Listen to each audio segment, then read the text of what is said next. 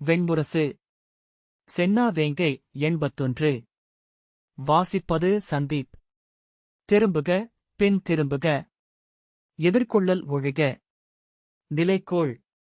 நிலைக்கோள் என பாண்டவப் படையின் முரசுகள் முழங்கிக் கொண்டிருந்தன. திருஷ்டத்யும்னன் தன் படைகளுக்கு, நிலை கொள்ளுங்கள், எவரையும் பின்னகர விடாதிருங்கள் என்று ஆணையிட்டபடி தேரிலிருந்து தாவி புரவியிலேறிக் கொண்டு படைகளினூடாக விரைந்தான். அவனைச் சூழ்ந்து அம்புபட்டு பாண்டவப் படையின் வீரர்கள் விழுந்து கொண்டிருந்தனர். ஒன்றுமேல் ஒன்றென விழுந்து குவியல்களாக துடித்துக் கொண்டிருந்தன சாகும் பிணங்கள். அவன் புரவி பல இடங்களில் தயங்கி கனைத்தபடி மறுபக்கம் தாவிச் சென்றது. யுதிஷ்டிரரின் தேரை அணுகியதும் அவன் விரைவை குறைத்தான். மறுபக்கம் தேரில் வந்த சாத்யகி புரவியில் வந்து யுதிஷ்டிரரின் தேரின் அருகே நின்றான். யுதிஷ்டிரர் தேர்த்தட்டில் அமர்ந்திருந்தார். அவருடைய புண்களுக்கு மருத்துவன் வெதுப்பு மருந்து வைத்து ஒட்டிக் கொண்டிருந்தான். என்ன நடந்தது என்று திருஷ்டத்யும்னன் கேட்டான். சலியருக்கும் அரசருக்குமான தனிப்போர். அரசரை மீட்கும்படி ஆகிவிட்டது என்றான் சாத்யகி. அவனும் பதற்றம் கொண்ட நிலையில்தான் இருந்தான். நெடுந்தொலைவு வரை அலை கொந்தளிப்பின் சருகுப்படலம் என நெழுந்தமைந்த பாண்டவப் படை முழுக்க பதற்றம் நிறைந்திருந்தது. அரசே என்றான் திருஷ்டத்யும்னன். யுதிஷ்டிரர் விழுதிறந்து பதறியபடி எழுந்தார். என்ன நிகழ்கிறது? நம் தரப்பின் இளையோர் பெரும்பாலானவர்கள் கொல்லப்பட்டுவிட்டனர். பீஷ்மர் இரக்கமே இன்றி சிறுவர்களைக் கொன்று குவிக்கிறார். உங்கள் சூழ்க்கைக் கணக்குகள் அனைத்தும் பிழைத்துவிட்டன. சிறுவரை முன்னே அனுப்பினால் பிதாமகரின் வில் தயங்கும் என எண்ணினீர்கள். சிறுவர்களைக் கொன்று வீசிதான் எதனாலும் தயங்கப் போவதில்லை என அவர் தன் படைகளுக்கு காட்டிவிட்டார்.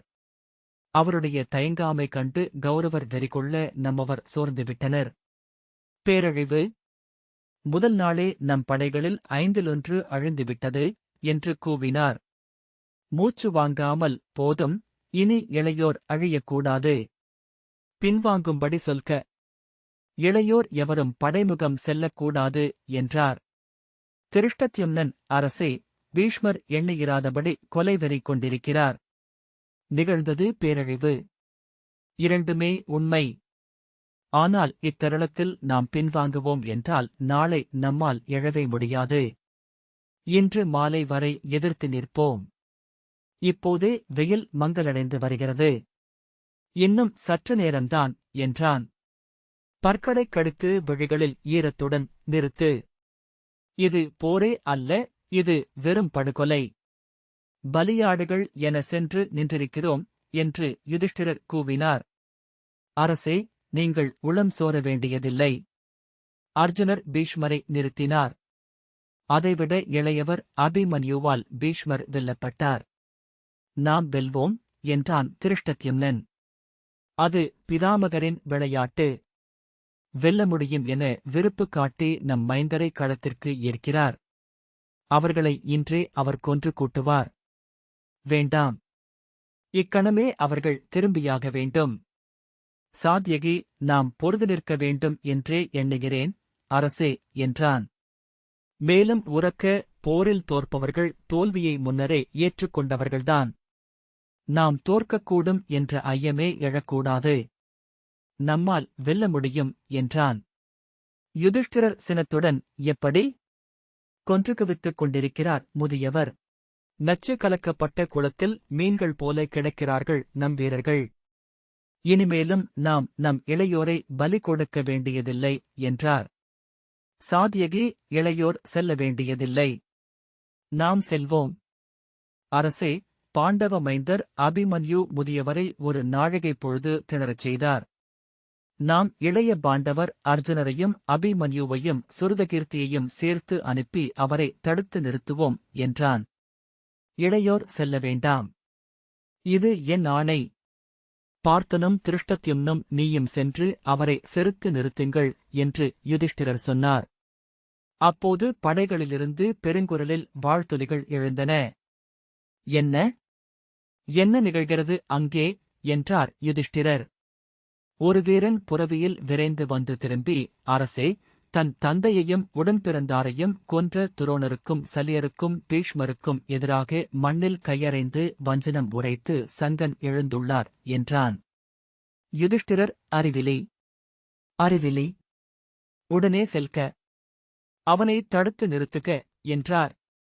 அரசே, அவர்களை கொல்வேன் என அவர் மண்ணறைந்துள்ளார் என்றான் வீரன். அவன் சொன்ன சொற்களை சொல் என்றார் யுதிஷ்டிரர். தமையன் கொல்லப்பட்டதைக் கேட்டதும் அவர் தேரிலிருந்து பாய்ந்திறங்கினார். வானை நோக்கி கை நீட்டி தெய்வங்களே மூதாதையரே என்று கூவினார். நாங்கள் அவரை சூழ்ந்தோம். மண்ணில் மும்முறை அறைந்து வஞ்சனம் வஞ்சனம் என்றார். கண்ணீர் வழிய என் மூத்தோரை, என் படைத்துணைவரை கொன்றழித்த துரோணர், சலியர், பீஷ்மர் எனும் மூவரையும் களத்தில் எதிர்த்து நின்று கொல்வேன். குருதிப்பழி கொள்வேன். ஆணை என்றார். நாங்கள் தெய்வங்கள் அறிக, வானோர் அறிக, மூத்தோர் அறிக, வஞ்சம் நிகழ்க, வெற்றிவேல் வீரவேல் என வாழ்த்து கூவினோம் என்றான் வீரன்.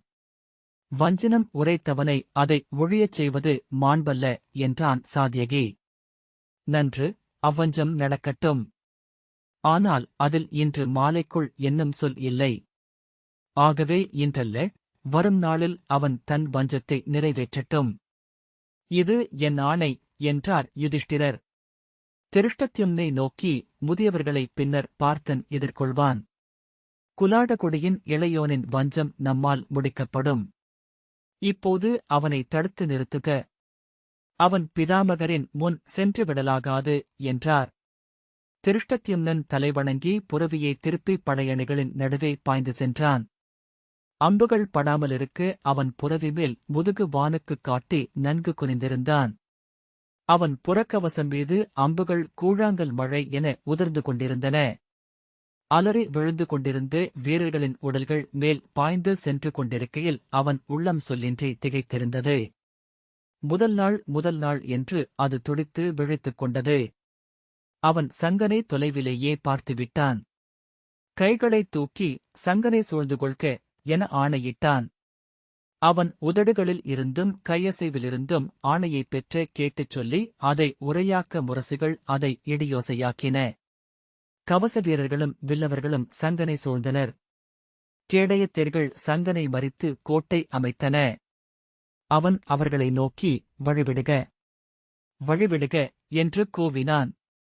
அவனை அணுகிய திருஷ்டத்யும்னன், இளையோனே, இது அரசாணை. இன்று நம் போர் முடிந்துவிட்டது. குறைந்த இழப்புகளுடன் காப்புப் பூசல் நிகழ்த்தி அந்தியை அணைவதே இனி நம் போர்முறை. போதும், பின்வாங்குக. உன் படைகளைத் தொகுத்து மீண்டும் வேல்முனைச் சூழ்க்கை அமைத்துக் கொள்க. குறைந்த இறப்புகளுடன் பின்னகர்ந்து மையப்படையுடன இணைக என்றான்.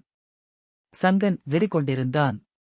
இல்லை பாஞ்சாலரே, இனி இக்களத்திலிருந்து நான் குருதிப்பழி கொள்ளாது மீள்வேன் என்றால் எனக்கும் என் குலத்திற்கும் இழிவு.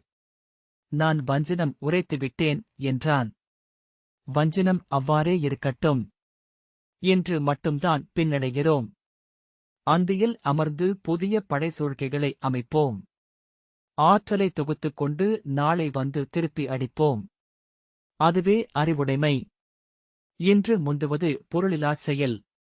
நாம் செல்ல வேண்டிய தொலைவு மிகுதி என்றான் திருஷ்டத்யும்னன். இல்லை, உரைத்த வஞ்சனத்திற்கே வீரன் கடன்பட்டவன். தெய்வங்களை விட, மூதாதையரை விட, அரசனையும் தந்தையையும் விட என்றான் சங்கன். ஆம், உன் வஞ்சனம் நிலை கொள்ளட்டும். இன்று மாலைக்குள் குருதிப்பழி கொள்வேன் என நீ சொல்லவில்லை அல்லவா என்றான் திருஷ்டத்யும்னன். இன்று மாலைக்கு இன்னும் மிகைப்பொழுதில்லை.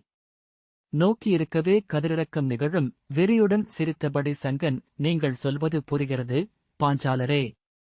அது நான் என்னையே ஏமாற்றிக் கொள்வதன்றி வேறல்ல. நான் வஞ்சனம் உரைக்கையில் இன்று இக்கணம் என எண்ணியே சொன்னேன்.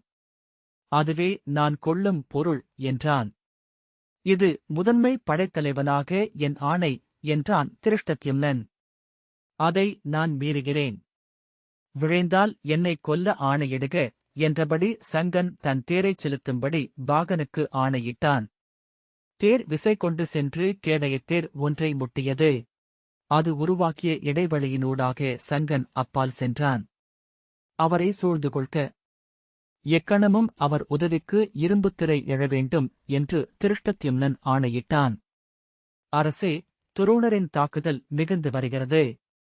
நெடுந்தொலைவு உள்ளே வந்துவிட்டார் என்றான் தூதன்.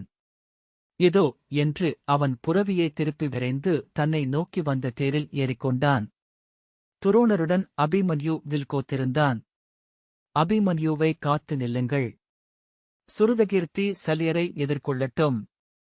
பாண்டவ மைந்தர் பின்னடைக. அபிமன்யுவின் பின்னால் சாத்யகி செல்க என அவன் ஆணையிட்டான். சங்கன் கைகளை தூக்கி கூச்சலிட்டபடி பீஷ்மரை நோக்கி செல்வதை திருஷ்டத்யும்னன் கண்டான். தேரைத் திருப்பி சங்கனின் பின்னால் செல்ல ஆணையிட்டான். ஆலிலை 12வது பிரிவு 2ஆக உடைந்துள்ளது. நடுவே துரியோதனரின் படை உட்புகுந்துள்ளது என செய்தி வந்தது. ஆணை, அர்ஜுனன் அங்கே சென்று அப்படைப்பிரிவை இணைக்க வேண்டும். கௌரவர் பின்னுக்கு தள்ளப்பட வேண்டும் என்றான். அலறியபடி துதிக்கை வெட்டுண்ட யானை ஒன்று ஓடி வந்தது. எதிர்ப்பட்டவர்களை மிதித்து தள்ளியபடி தேர்களை சரித்தபடி வந்து முழங்கால் மடித்து விழுந்து கொம்புகள் நிலத்தில் குத்தியிறங்க உடல் துடித்து பக்கவாட்டில் சரிந்தது. அந்த யானை உருவாக்கிய வழியில் பூரிசிரவஸ் தோன்றினான். உடலெங்கும் யானையின் கொழுங்குருதி உருகிய செவ்வரக்கன விழுதுகளாக வழிய அவன் தன் வழுக்கும் வில்லை ஏந்தி அம்புகளை தொடுத்துக் கொண்டிருந்தான். சங்கனும் பூரிசிரவசும் விற்களால் எதிர்கொண்டார்கள். அம்புகள் பறந்து முட்டி உதர நோக்கை மறைக்கும் குருதி வழிவை தலையை உதறித் தெறிக்க வைத்தபடி சங்கன் போரிட்டான். இரு தேர்களும் ஒரு சுழலும் சகடத்தின் இருமுனைகளில் அமைந்த ஆணிப்புள்ளிகள் என ஒன்றையொன்று சுற்றி வந்தன. கீழே கிடந்த குதிரை ஒன்றின்மேல் ஏறிய பூரிசிரவசின் தேர் சற்றே சரிய அவன் தலையை அறைந்து கவசத்தை உடைத்தது சங்கனின் அம்பு. மீண்டுமொரு அம்பு பூரிசிரவசின் தலைக்குச் செல்ல அவன் திரும்பி அதை ஒழிந்தபோது கன்னத்தைக் கீறிச் சென்றது. அவன் விட்ட அம்பு சங்கனின் தோளிலையை உடைத்தது. திருஷ்டத்யும்னன் மேலே நோக்கினான். கதிரவன் மேற்கே சரியத் தொடங்கிவிட்டிருந்தான். பாண்டவப் படையின் நீழ்நிழல்கள் கௌரவப் படைகள் மேல் விழுந்து சுழன்றாடின. கௌரவர்கள் அனைவருமே அனல் பற்றி எரிவது போல் ஒளிகொண்டிருந்தார்கள். கவசங்களிலிருந்து தழலெழுந்தாடுவதில தோன்றியது. இன்னும் சற்று பொழுது பூரிசிரவசின் புரவி ஒன்று சங்கனின் அம்பில் கழுத்து அரிபட்டு தலை தாழ்ந்துவிட அவன் தேர் சரிந்தது. அவன் தன் வாளை உருவியபடி தேரிலிருந்து பாய்ந்து நிலத்தில் நின்று அறை கூவினான். திருஷ்டத்யும்னன் சங்கனைக் காக்க என ஆணையிட்டபடி தன் புரவியில் பிணக்குவியல்களைக் கடந்து தாவி, பால்ஹிகரே, என்னுடன் பொருதுக. இளையோனுடன் ஆற்றல் காட்டி தருக்க வேண்டாம் என்றான். பூரிசிரவஸ் நகைத்து, நீர் அங்க நாட்டரசர் அல்ல என்றால் இன்று என் வாளுக்கு பலியாவீர். இந்நிலத்தில் வேறெவரும் எதிர்நிற்கவியலாது என்று அறிந்திருப்பீர் என்று கூவினான். சங்கனை கேடயப் படை சூழ்ந்து அப்பால் தள்ளிக்கொண்டு சென்றது. திருஷ்டத்யும்னன் நிறை உணர்வுடன் பூரிசிரவசை வாளெதிர்கொண்டான். நோக்குவோம். போரில் திறனல்ல, தெய்வங்களே ஊழாடுகின்றன என்றான் திருஷ்டத்யும்னன். தன் வாளால் அவன் பூரிசிரவசின் வாளை சந்தித்தான். அவன் வாள் எடைமிக்கது, நீண்டது. அதன் ஓர் அடியை பூரிசிரவசின் வாள் எதிர்கொள்ளவியலாது. ஆனால் விழிநோக்கவியலா விரைவு கொண்டது பூரிசிரவசின் வாள் என அவன் அறிந்திருந்தான். அவன் தன் வாளைச் சுழற்றி வீச கைகளால் காற்றை உந்தி மெல்ல எழுந்து பின் விலகி அந்த வீச்சை ஒழிந்தான் பூரிசிரவஸ். அவன் முழு விசையுடன் வாளை சுழற்றிக் கொண்டிருந்தான். வண்ணத்துப் பூச்சியை வாளால் வெட்ட முயல்வது போல தோன்றியது. எதிர்பாராத கணத்தில் பூரிசிரவஸ் பாய்ந்து முன்னால் வந்தான். அவன் கண்கள் இரு கரிய வண்டுகள் என நேருக்கு நேர் பறந்து வரக்கண்டு அவன் உள்ளம் திகைத்தது. அவன் வாள் அப்போது ஒரு வீச்சின் சுழற்சியில் வளைந்து அப்பால் சென்றிருக்க அவன் நெஞ்சு காப்பற்றிருந்தது. அவன் கவசத்தின் இடைவெளியில் புகுந்தது பூரிசிரவசின் வாள்.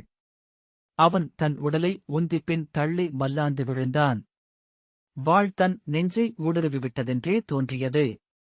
வலக்கை தனியாக துடித்தது. அதிலிருந்த வாள் கீழே விழுந்தது. கேடயங்களுடன் காப்புப்படை வந்து அவனை சூழ்ந்து கொண்டது. 2 வீரர்கள் தூண்டில் கொக்கிகளை அவனை நோக்கி வீசி அவன் கச்சையில் கோத்து இழுத்து தூக்கிக் கொண்டனர். கேடய வீரர்கள் இருவரை வீழ்த்திவிட்டு பாய்ந்து புரவியொன்றின் மேல் ஏறிய பூரிசிரவஸ் அதன் விலாவில் தொங்கிய வில்லை எடுத்து அவன் மேல் அம்புகளை எய்தான். திருஷ்டத்யும்னை தேரிலேற்றிக் கொண்டு பின்னகர்ந்தனர் பாஞ்சாலர். பூரிசிரவசுடன் வந்து சேர்ந்து கொண்ட சலனும் தார்விக நாட்டரசன் சசாங்கனும் திரிகர்த்து நாட்டரசன் ஷேமங்கரனும் சௌவீர நாட்டரசன் சுமித்ரனும் அம்புகளால் பாண்டவப் படைகளை தாக்கி பின்னடையச் செய்தனர். எடை மிகுந்தோறும் தாழும் தூளி என பாண்டவப் படை தழைந்து வளைந்து பின்னடைந்தது. தேரில் படுத்தபடி திருஷ்டத்யும்னன் மேலும் படைகள் இம்முகப்புக்கு வருக, அவர்களை தடுத்து நிறுத்துக என ஆணையிட்டான். அணுக்கன் தேரிலேறி அவன் தோள் கவசத்தை கழற்றினான். புண்மேல் மெழுகுச்சிலையை வைத்து இறுகக் கட்டினான். குருதி நின்றாலும் தீப்புண் என காந்தியது தோள். கழுத்து நரம்புக்கு வந்த வெட்ட இளவரசே, திறம்படத் தப்பிவிட்டீர்கள் என்றான் அணுக்கன். திறமையால் அல்ல, கால்தடுக்கி பின்னால் விழுந்தேன். மூத்தோர் அருளால். நாம் செல்ல இன்னும் நெடுந்தொலைவுள்ளது. ஆற்ற வேண்டிய கடமைகள் பல உள்ளன என்றான் திருஷ்டத்யும்னன். அவனிடம் ஓடிவந்த படைத்தூதன், 100 தலைவர் 70 பேர் இறந்தனர் இளவரசே, 1000 60 பூரிசிரவசால் கொல்லப்பட்டுவிட்டனர் என்றான். கழையர் நோக்குக என்று அவன் சொன்னான். ஏறி இறங்கிய கழையன், இளவரசே, நமது படைகள் மிகவும் பின்வாங்கிவிட்டிருக்கின்றன. சிறுகளத்தின் எல்லை வரை நம்மை செலுத்திவிட்டனர் கௌரவர் என்றான். சொல்க என அவன் கூவினான். அர்ஜுனர் துரோணருடன் பூசலிடுகிறார். துரியோதனருக்கும் பீமனுக்கும் போர் நிகழ்கிறது. சகுனியை சாத்யகி எதிர்கொள்கிறார். அப்பால் ஜெயத்ரதரிடம் அபிமன்யு போரிட்டுக் கொண்டிருக்கிறார். அவருக்குத் துணையாக சர்வதனும் சுதசோமனும் இருபுறமும் நின்றிருக்கிறார்கள். திருஷ்டத்யும்னன், சங்கன் எங்கே? சங்கன் என்ன ஆனான் என்றான். அரசே, அவர் பீஷ்மரை எதிர்கொள்கிறார். திருஷ்டத்யும்னன் தேரில் கையூன்றி எழுந்தமர்ந்து எங்கே என்றான். எத்தனை பொழுதாக? வீரன், அரை நாழிகை பொழுதாக. அவர் துரியோதனரை எதிர்கொண்டார். அங்கிருந்து பீஷ்மரிடம் சென்றார் என்றான். தேர்த்தூணை பற்றி எழுந்து நின்று திருஷ்டத்யும்னன் ஆணையிட்டான், செல்க படைமுகப்புக்கு. பீஷ்மரின் முன்னிலைக்கு. தேர்ப்பாகன், அரசே என செல்க என அவன் கூவினான். தேர்ப்பாகன் புரவியை தட்டியதுமே அது கிளம்பி பாய்ந்தது. தேரின் ஒவ்வொரு அசைவுக்கும் அவன் உடல் அதிர்ந்து புண் வலிகொண்டது. விரைக விரைக எனக் கூவினான். தேர் சென்று கொண்டிருக்கையிலேயே சங்கனை காத்துக்கொள்க என ஆணையிட்டான். கேடைய படை அவனை சூழ்க்க. திருஷ்டத்யும்னன் வானை பார்த்தான். முகில்கள் ஒளியிழந்து வெண்பஞ்சுகளாகிவிட்டிருந்தன. இன்னும் எத்தனை பொழுது என்றான். இளவரசே, 1 நாழிகை. மிஞ்சினால் 1.25 என்றான் பாகன். நிமித்திகர் அதை முடிவெடுக்க வேண்டும். நாம் அவர்களை நம்பியுள்ளோம். அவன் சங்கனை பார்த்துவிட்டான். சங்கன் அருகே ஒருபுறம் பாஞ்சாலத்தின் சத்ருஞ்சயனும் விரிகனும் நின்றிருக்க, மறுபக்கம் மத்ஸ்ய நாட்டு சதானீகன் நின்றிருந்தான். அவர்கள் இணைந்து பீஷ்மரை எதிர்கொண்டனர். அம்புத்திரைக்கு அப்பால் உதடுகளை உள்மடித்து அரைவழி மூடி ஊழ்கத்திலென பீஷ்மரின் முகம் தெரிந்தது. அவனை நோக்கி ஓடிவந்த பாஞ்சால இளவரசன் யுதாமன்யே, இளையோனே, இங்கு நிகழ்ந்து கொண்டிருப்பது வெறும் படுகொலை. பீஷ்மரின் உடலில் ஒரு கீறலைக் கூட எம்மவரால் அழிக்க முடியவில்லை. அவர் அறுவடை செய்வது போல் கதிரும் தளிருமாக சீவி அடக்கிக் கொண்டிருக்கிறார் என்றான். திருஷ்டத்யும்னன், இன்னும் 1 நாழிகை. அதுவரை எதிர்த்து நில்லுங்கள். நாளை என்ன செய்வதென்று எண்ணுவோம் என்றான். அவனை நோக்கி புரவியில் வந்த உத்தமோஜன், இளையோனே, உபமல்ல நாட்டு இளவரசர்கள் கார்த்தன், கடம்பன், கருணன், கும்பிகன் ஆகியோர் கொல்லப்பட்டுவிட்டனர். இன்று இறந்த இளவரசர்களின் எண்ணிக்கை 80 கடந்துவிட்டது என்றான். 1 நாழிகை பொழுது என்று திருஷ்டத்யும்னன் கூவினான். 1 நாழிகை பொழுது மட்டும் நிலை கொள்ளுங்கள். அவன் உடல் வலியால் சோர்ந்தது. தேரின் தூணை பற்றிக் கொண்டு நின்றான். தலை சுழல கண்களை மூடிக்கொண்டான். உபனிஷாத நாட்டு இளவரசர்கள் சுந்தரனும் சுதீரனும் காமிகனும் கொல்லப்பட்டார்கள் என குரல் எழுந்தது. 100 இன்று அணைவதற்குள் 100 இளையோரின் உயிர் உண்பார் பிதாமகர் என்று பாகன் சொன்னான். அவரை சூழ்ந்து கொள்க என்று திருஷ்டத்யும்னன் ஆணையிட்டான். எதிரில் சங்கன் வெறிகொண்டவனாக பீஷ்மரிடம் பொருதிக் கொண்டிருப்பதை அவன் கண்டான். அவன் தேர்மானமும் கொடியும் சிதைந்திருந்தன. தேர்த்தூண்கள் சிம்புகளாக உடைந்து நின்றிருந்தன. வலத்தோளின் தோளிலை உடைந்திருக்க அங்கே ஓர் அம்பு தைத்து நின்றது. தொடைக்கவசத்தை உடைத்து ஓர் அம்பு பாய்ந்திருந்தது. ஒரு நாழிகை பிதாமகர் முன் நின்றுவிட்டார். இன்று உயிருடன் மீண்டார் எனில் இவரே இன்றைய நாளின் வீரர் என்று பாகன் சொன்னான். சங்கனின் தோள்களின் விசை வியப்புறச் செய்தவாக இருந்தது. அவன் அம்புகளில் அவ்விசை இருந்தது. அவன் அம்புபட்டு பீஷ்மரின் குதிரை ஒன்று கழுத்தருந்து மூச்சு சீறி குருதி தெறிக்க முகம் தாழ்த்தி முன்னால் விழுந்தது. பீஷ்மரின் தேர் நிலைகுலைய அசைந்து அலைக்கழிந்த தேர்மேல் அவர் விளக்குச் சுடர் என நிலையழியாமல் நின்றார். விலகுக என்று கூவியபடி திருஷ்டத்யும்னன் அச்சூழ்க்கை நடுவே புகுந்தான். என்னை தொடர்க என்று கேடய வீரர்களுக்கு ஆணையிட்டு சங்கனை நோக்கிச் சென்றான். கேடயத் திரையால் மறைக்கப்பட்ட சங்கன் அவனை நோக்கிய அம்புகள் இரும்புப் பலகைகள் மேல் அறைப்படுவதைக் கேட்டு திரும்பி நோக்கி, விலகுக பாஞ்சலரே, இது என் பகை முடிக்கும் பொழுது என்று கூவினான். நீ வென்று நின்றுவிட்டாய் இளையோனே. போதும் என்று திருஷ்டத்யும்னன் கூவினான். இதோ பொழுதணைகிறது. இன்று நீ அவரை எவ்வண்ணமும் கொல்லவியலாது. திரும்பு. சங்கன் என்னை தடுக்க வேண்டாம் பாஞ்சாலரே என்று கூவ அவனை அழைத்துச் செல்லுங்கள் என்றான் திருஷ்டத்யும்னன். கேடயப்படை சங்கனை தள்ளிக் கொண்டு சென்றது. கைதூக்கி சூழ்ந்து கொள்க. பிதாமகர் இந்த வட்டத்தை விட்டு மீறலாகாது என்று ஆணையிட்டு திரும்பிய திருஷ்டத்யும்னன் தன் எதிரே துரோணரைக் கண்டான். தாடிமயர் குருதி உலர்ந்து சடையென கருமை கொண்டு தொங்கத் தேரில் அமர்ந்து அணுகிய துரோணர் நகைத்து, இன்று என்னுடன் பொருதுக பாஞ்சாலனே. உன் தந்தையின் கடனை நீ முடி, அல்லது நான் முடிக்கிறேன் என்றார். இதோ இதுவே அத்தருணம் என்றபடி திருஷ்டத்யும்னன் தன் நாணை ஒலிக்கவிட்டுக் கொண்டு அவரை நோக்கிச் சென்றான். ஆனால் பின்னால் விராடரின் குரல் கேட்டது. விலகுக பாஞ்சாலரே, இது என் மைந்தனின் சாவுக்கு என் வஞ்சம். விலகுக. அவன் செல்க விராடரே. இது உங்களுக்குரிய போர் அல்ல என்று சொன்னான். அதற்குள் விராடர் தன் தேருடன் துரோணரின் அம்பு வளையத்திற்குள் புகுந்து வெறிகொண்டு தொடுக்கத் தொடங்கிவிட்டிருந்தார். விராடர் அழுது கொண்டும் பொருளிலாது கூச்சலிட்டுக் கொண்டும் அம்புகளை எய்தார். அவருடைய பயிலா கைகளால் ஒற்றை அம்பை கூட துரோணரை அணுகச் செய்ய முடியவில்லை. துரோணரின் அம்புகள் அவரை அரைந்து அரைந்து கவசங்களை உடைத்தன. அவர் வில் ஒடிந்தது. தோளில் பாய்ந்த அம்புடன் அவர் தேர்தட்டில் அமர்ந்தார். துரோணரின் அம்புகளால் அவர் தேர்ப்புறவிகள் வெட்டுண்டு சரிந்தன. தேர் அவரை சரித்து கீழே தள்ளி சகடங்கள் உருள இழுத்துச் சென்றது.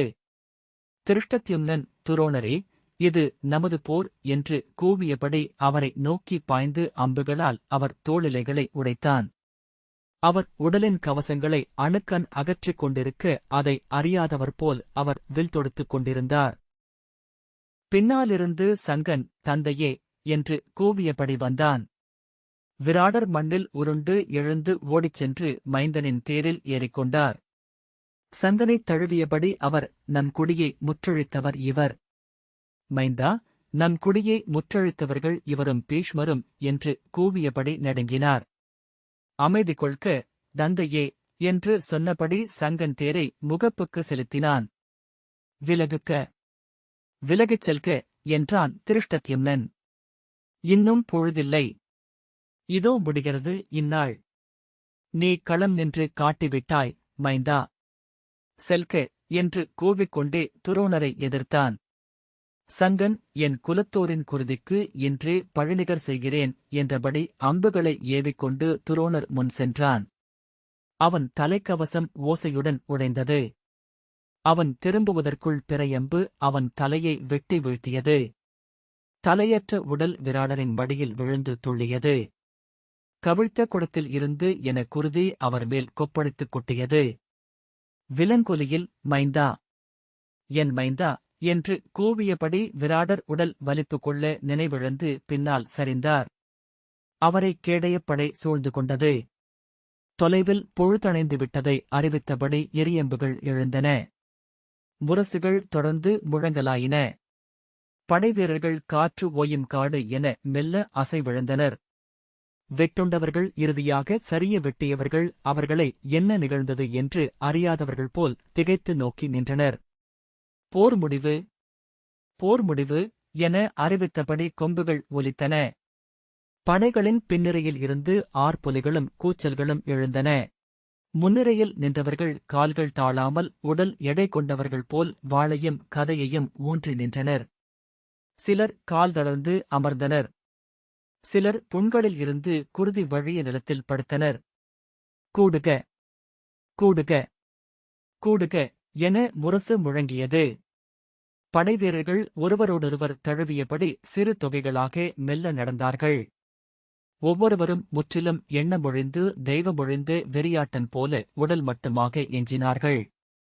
கௌரவப் படைகளில் இருந்து வெற்றி, வெற்றி, வெற்றி என முரசு முழங்கத் தொடங்கியது. அங்கே பின்னிரையில் இருந்த வீரர்கள் படைக்கலங்களைத் தூக்கி வெற்றிவேல், வீரவேல், கௌரவர் தலைவருக்கு வெற்றி, அஸ்தனபுரிக்கு வெற்றி என முழக்கமிட்டனர்.